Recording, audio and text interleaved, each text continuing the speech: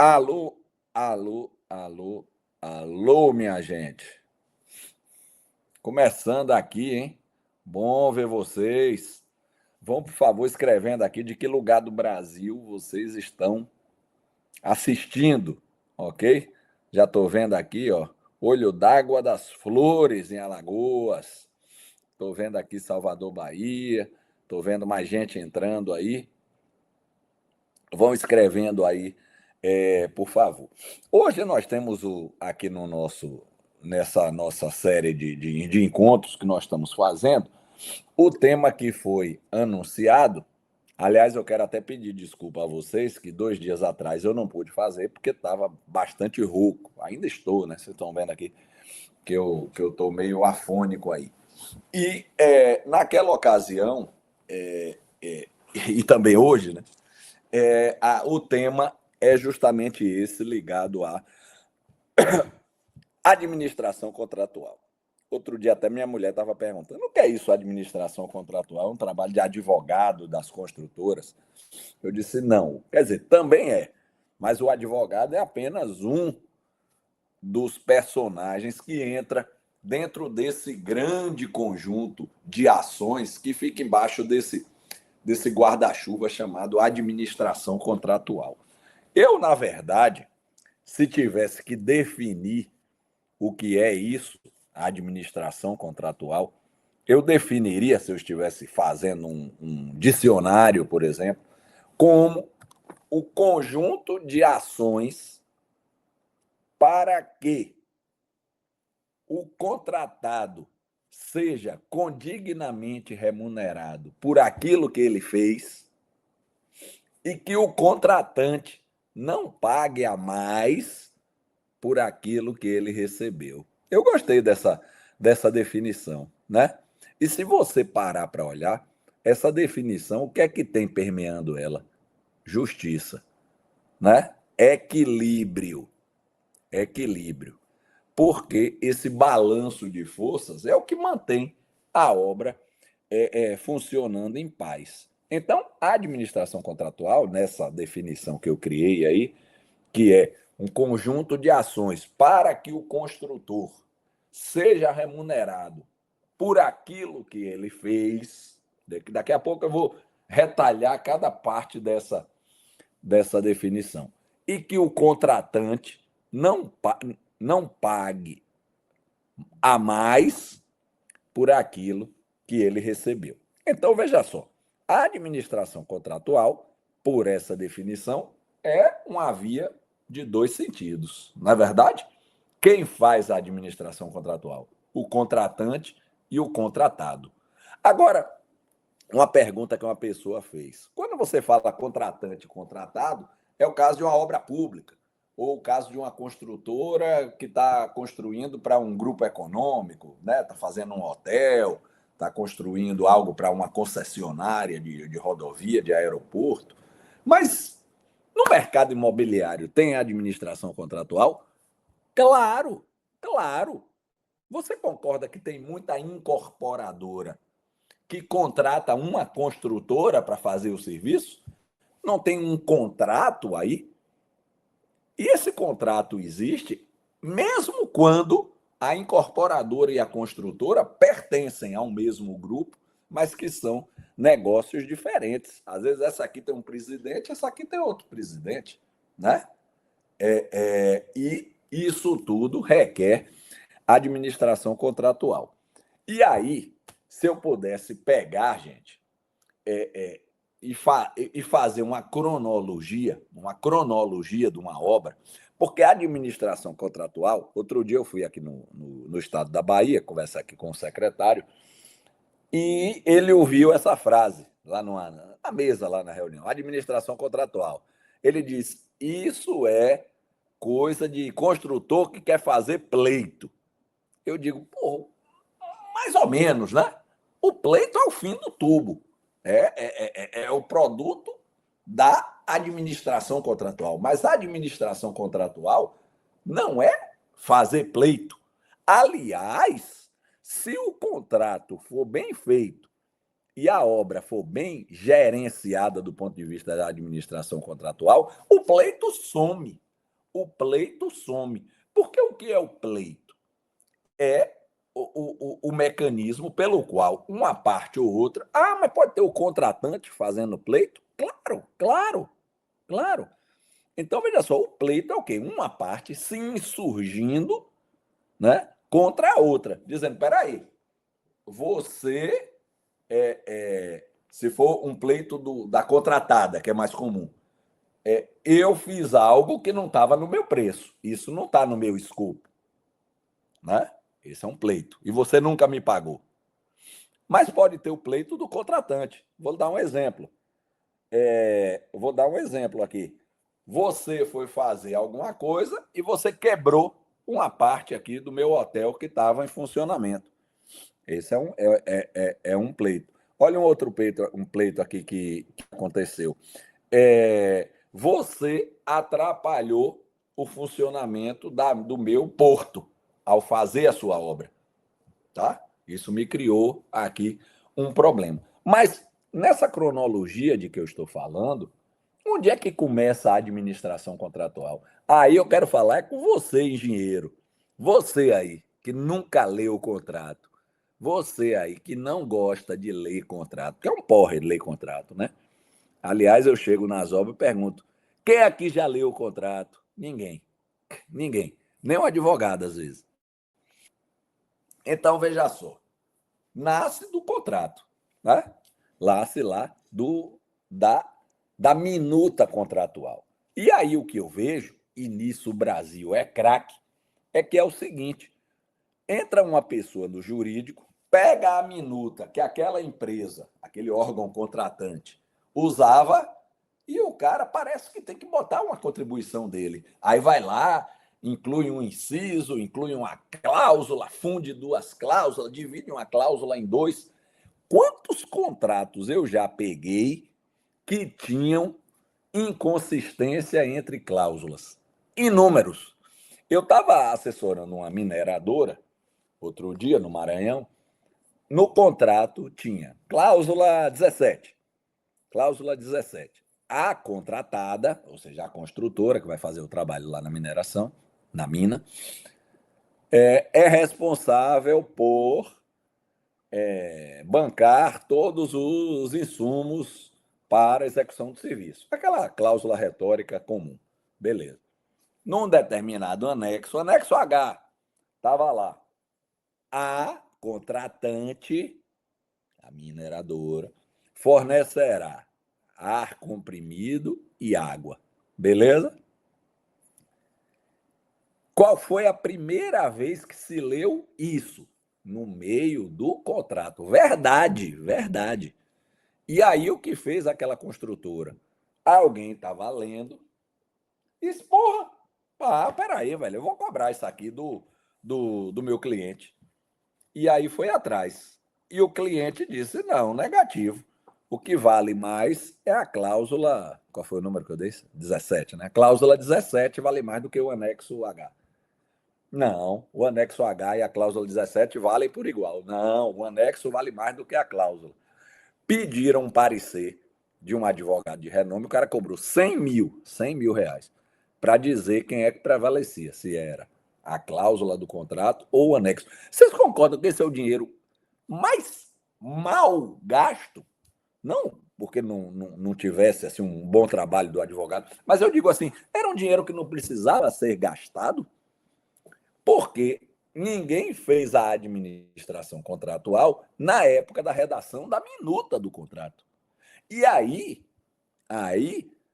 as empresas hoje em dia que trabalham bem com a administração contratual, na época da licitação, já tem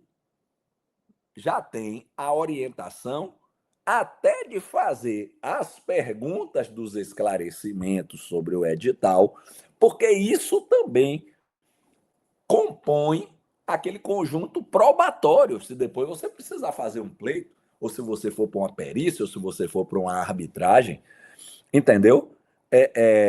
Então, o esclarecimento, aquele pedido de esclarecimento na época da proposta, olha, o edital tem uma contradição, favor verificar se o nosso entendimento está correto com relação ao inciso D, a linha, não sei o que lá, da cláusula tal. É, é, existe aqui um problema detectado que o critério de medição e pagamento do item escavação, certo? Não está incluindo o transporte. Onde é que eu vou ser remunerado pelo transporte? São perguntas bobas que, se você fizer na época da licitação, você já mitiga um monte de problema. Aí, muito bem, foi assinado o contrato, alguém entrou. Aqui tem uma pergunta que é o seguinte: o contrato deve ser interpretado em favor da parte que não elaborou o contrato, né? Isso se chama contraproferente. É verdade. É verdade. Aquela pessoa que escreveu o contrato, que ficou lá maquinando, escrevendo lá de noite, lá. Se tiver algum problema de interpretação, a interpretação tem que ser feita contra essa pessoa, porque essa pessoa teve todas as chances de ser clara, de escrever de forma não ambígua, entendeu? É isso aí. Muito bem. Então, veja só, agora a gente já entrou na obra, já tem um contrato assinado, ganhou a licitação, ou sei lá, foi feito o acordo entre contratante e contratado. O que é que precisa ser feito? Nós precisamos fazer uma leitura do contrato. Mas aí o que eu acho é o seguinte: ninguém tem tempo para ler e ninguém tem paciência para ler. O que é que deveria ser feito? Um extrato, né, do contrato, responsabilidades, penalidades, obrigações das partes, e sintetizar isso numa cartilha e ter uma aula e todo mundo entender. Porque muitas vezes existe a perda do direito, o construtor perde o direito de reclamar de alguma coisa porque não se deu conta, porque não sabia que aquilo estava previsto no contrato ou não estava previsto no contrato. E aí também importante é o seguinte: tem uma coisa no Brasil, isso não é no Brasil, não, é dos latinos, que é assim: eu não gosto de me indispor com meu cliente. Então eu não vou mandar carta. Eu estava fazendo um diário de obra, eu digo, poxa, eu ainda estou no começo da obra, já vou botar isso com essas tintas tão fortes aqui no registro, não vou mandar carta. Agora, fica ali. Se você vai na Europa e nos Estados Unidos, não existe isso. A carta, o registro, o pedido de esclarecimento são peças do jogo, né? São inerentes à administração contratual. À administração contratual. E aí, isso precisa ser feito. Aliás, gente, hoje, eu estava aqui em Salvador ajudando um grande grupo econômico aqui a contratar uma obra, mas na frente aí eu dou um pouco de detalhes. Não hoje, porque o negócio ainda está a contratar uma obra com uma modalidade de contrato chamada FIDIC. Eu queria que você colocasse aí se você já ouviu falar nessa modalidade internacional de contrato. FIDIC. Esse é o modelo de contrato que não foi feito no jurídico ali do órgão. Não foi feito por alguém que sentou e escreveu um contrato. É uma minuta padrão internacional. Ok? A vantagem de se trabalhar com essa minuta internacional é que padroniza, né? Padroniza o entendimento. São cláusulas que foram redigidas por especialistas, num formato consagrado, utilizado no mundo todo. Quem já trabalhou sabe mexer com aquilo. E esse tipo de utilização de um contrato, por exemplo, do tipo FIDIC, na Inglaterra tem um NEC, New Engineering Contract. O FIDIC é do mundo francês, o NEC é do mundo em inglês. Tive conhecimento, tentei comprar os volumes, mas não obtive êxito. É fácil de comprar, só é caro. Mas para comprar é fácil. Tem inclusive em português. E aí, nós estávamos lá implementando isso. E quando eu fui fazer o treinamento de como é a dinâmica do FIDIC, o FIDIC tem um monte de gatilhos, do tipo, se você não fizer isso em tantos dias, depois de ter identificado tal coisa, você perde o direito. Se passar tantos dias sem responder, aquela consulta presume-se aprovada, se for, por exemplo, um pedido de alguma coisa. Então, é um contrato que tem uma dialética própria, né? Um vai e vem lá de consultas, de documento, de notificação. E ninguém vai ficar aborrecido porque recebeu uma notificação, né? Porque faz parte dali. E seguindo em frente aqui nessa nossa jornada da administração contratual, vem a figura do diário de obra. Quem é que gosta de escrever aí diário de obra? Ninguém. Me acha aí uma pessoa. Se você achar, isso está mais difícil do que achar a figurinha de Neymar aí do álbum, certo? De figurinha da Copa. Mas encontra aí alguém, eu adoro fazer diário de obra. Mentira, não existe essa pessoa. E aí, é, essa prática de escrever o diário de obra também precisa ter uma certa malícia, não é verdade? Eu peguei outro dia, no meio de uma arbitragem, um mesmo registro que era uma sentença sem sujeito. Eu detesto isso. É aquilo chamado voz ativa e voz passiva. Lembra? Você aprendeu isso aí na oitava série. Diário de obra você tem que escrever na voz ativa. A fiscalização solicitou que eu parasse a pavimentação na rua Getúlio Vargas, aí na sua cidade tem uma rua com esse nome, e que eu fosse pavimentar a rua Tiradentes, aí na sua cidade também tem uma rua com esse nome, certo? Aí, como é que o engenheiro incauto faz? Por que eu estou dizendo incauto? Porque normalmente botam, o cara mais verde da obra para fazer o diário de obra. Aí o cara bota assim: foi solicitado mudar da rua Getúlio Vargas para a rua Tiradentes. Foi solicitado, não resolve o sentido. Não é verdade? Foi solicitado por quem? A quem? Como? Foi verbalmente? Então, gente, tudo isso aí vai compondo esse edifício maior chamado administração contratual, que é um dos temas que eu abordo na nossa mentoria Gestão Infalível de Obras. E, inclusive, como todas as sessões que nós fazemos na mentoria, eu faço uma explanação parecida com essa aqui, mas tem alguns slides, etc. E eu trago uma construtora mostrando as boas práticas, como ela faz, qual é o sistema, quem faz aquilo, quem faz aquilo outro, trazendo estudos de caso. É muito interessante esse tipo de coisa. Aliás, essa mentoria, a nossa quinta turma, vai começar em breve, vai ser terça-feira que vem, é o nosso primeiro encontro. É um encontro ainda de alinhamento, não tem tanto conteúdo assim, mas eu queria convidar você, mesmo que você ainda não esteja inscrito, vai lá olhar assim, ó, por cima do muro. Vai lá olhar para ver como é que vai funcionar, como é que nós vamos proceder. Essa mentoria tem 12 temas. Eu peguei a gestão da obra e dividi em 12, certo?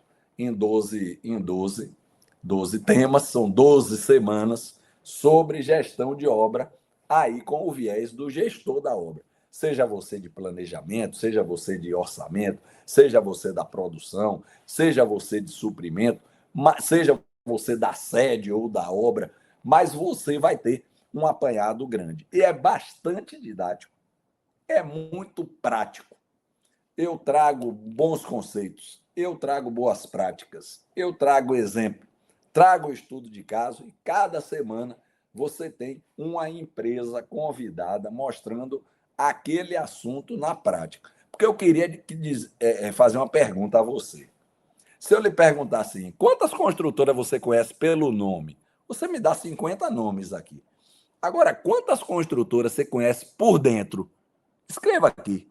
Você vai ver que a média é dois. Dois. Dois. Tem gente que entrou. Hoje eu estava com uma. Eu fui aqui numa construtora em Salvador, estava conversando lá com a menina e perguntei: você tem quantos anos de formada? Ela me disse 12. Eu disse: você trabalhou, começou aonde? Aqui como estagiário. Eu digo: poxa, é mesmo? Nunca vi outra construtora? Não. Já vi assim, né? De visitar uma obra, de ver uma palestra, mas eu nunca entrei. Eu digo, pô, você gostaria? Gostaria. Eu digo, aqui, na mentoria. Ela vai estar aí na, na mentoria, porque gostou desse tipo de abordagem que nós damos. Esse é um produto maduro, já foi testado, consagrado aí, e ele tem um indicador, eu adoro indicador, que é o seguinte: tem 4 alunos que já fizeram a mentoria e que voltaram para fazer de novo. Mas não é porque é repetente perdeu o ano, não, viu? É porque gostaram do produto, gostaram dessa interação, gostaram dessa de conhecer outras construtoras. Então eu quero que você escreva aqui se você quer participar aí dessa sessão de alinhamento. Ainda não é propriamente de conteúdo, não é uma das 12, é uma preliminar, certo? Eu quero que você escreva aqui no chat para o pessoal da produção aqui entrar em contato com vocês e depois passar o link. Essa mentoria, curiosamente, é mais barata do que o de gente que não tem muita experiência para lhe passar, não, viu? É verdade. Outra coisa, eu tenho aqui, ó, o telefone, eu não vou dizer todas as construtoras do Brasil, mas com 3 telefonemas. É como um amigo meu estava me dizendo, rapaz, eu tenho certeza que com 3 telefonemas você abre a porta de qualquer construtora. Eu disse, é verdade, é verdade. Ele disse assim, porra, eu quero conhecer a construtora Mascarenhas e Coimbra, lá de Rondônia. Nunca ouvi falar. Mas se eu fizer 3 ligações, eu abro a porta lá da construtora para nós irmos visitar, olhar, ver como eles planejam, como eles orçam. E eu faço uma curadoria para trazer para você coisa que você não tem, coisa que você não tem tanto acesso assim, que é conhecer como aquelas empresas fazem. E aí você vai perguntar lá para o nosso. Tem gente de suprimento, faz coisa linda aqui. Tem gente de planejamento que monta lá uma sala de guerra espetacular. Tem linha de balanço, tem validação de orçamento, tem gestão de risco, tem administração contratual. O nosso tema. Mestre, tem certificado? Tem, mas o certificado não vale nada, doutor. Ele vai valer para quê esse certificado? Você deveria perguntar assim: tem eu vou aprender com a sua mentoria, isso vale mais do que o certificado. Você vai usar esse certificado para quê? Para um concurso, é? Mas respondendo, tem, tem. Tem lá com minha assinatura, tá certo? Você vai ganhar o certificado. Mas não se preocupe com o certificado, não, rapaz. Se preocupe é com o conteúdo, é com o suco que você vai tirar disso aí. E a resposta, o retorno que eu tenho é tão satisfatório, rapaz, que me deixa assim muito feliz. Porque, veja só, eu preciso dessa mentoria, eu preciso desse dinheiro. Eu vou gastar minha noite de terça-feira, de 7 às 9, podendo estar ali com Daniele e Arthur, minha esposa e meu filho, para estar aqui.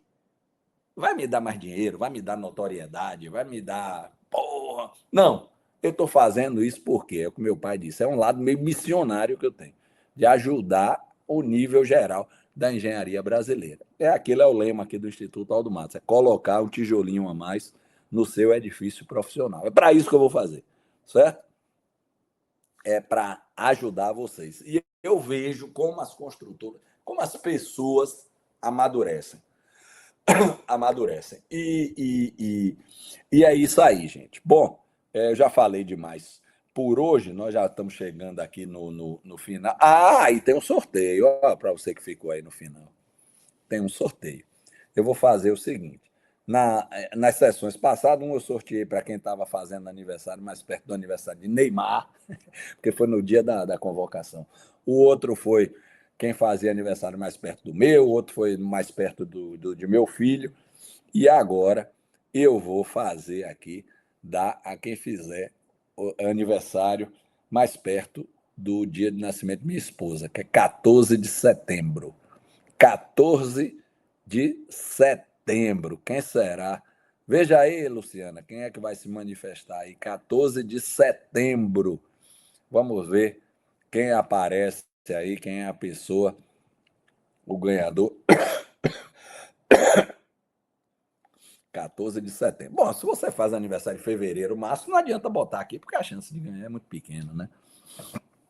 Olha, já tem um fevereiro aqui, ó. Já fevereiro. Já tem um setembro aqui, ó. Já tem um setembro aqui. Já tem um setembro aqui. Eu acho que ganhou aí o Araújo aí. Vamos lá ver. 14 de setembro, meu filho. Ah, rapaz, outro dia o cara veio com a sogra, botou até a carteira de identidade da sogra aqui na live. Ó, dia 4 de setembro, esse daí tá 10 dias, 10 dias. Eu acho que esse aí é o que tá ganhando aí. Certo? Bom, mas é isso aí, gente. Eu vou mandar então o Em Busca da Obra Perfeita. É Em Busca, eu ainda não achei não, tô perto. E eu quero dizer a vocês que se deem esse presente, entrem aí na mentoria, vocês vão gostar. Se no final você disser, rapaz, não valeu para nada, eu lhe devolvo o seu dinheiro aí. Eu vou ficar com o seu dinheiro se você não gostar, não. Mas eu tenho certeza que você vai gostar. Não, mentira. Eu tenho certeza que você vai adorar. Adorar. Vai ser muito instigante, vai ser ilustrativo, vai ser interessante, vai lhe dar uma chacoalhada, vai tirar você aí do sofá, vai fazer você ficar cheio de coisa. Poxa, aquela construtora menor do que a minha, rapaz, fazer um negócio todo redondo. Como é que eu nunca pensei nisso? Ah, eu vou implementar essas coisas. Eu vou pegar um projeto piloto, uma obra aqui, vou tentar fazer isso. E nós estamos aqui para nos ajudar reciprocamente. Beleza? E para quem está no começo da carreira, pode entrar também, 3 a 5 anos. Bom, 3 a 5 anos é de idade, aí eu acho que vai ficar complicado, né, de idade. Ou é de carreira. Não, mas dá sim para entrar. Até agora ganhando o Diego Pereira. Alguém mais? Não, eu estou achando então que vamos fechar aqui, vamos passar a linha de corte aí.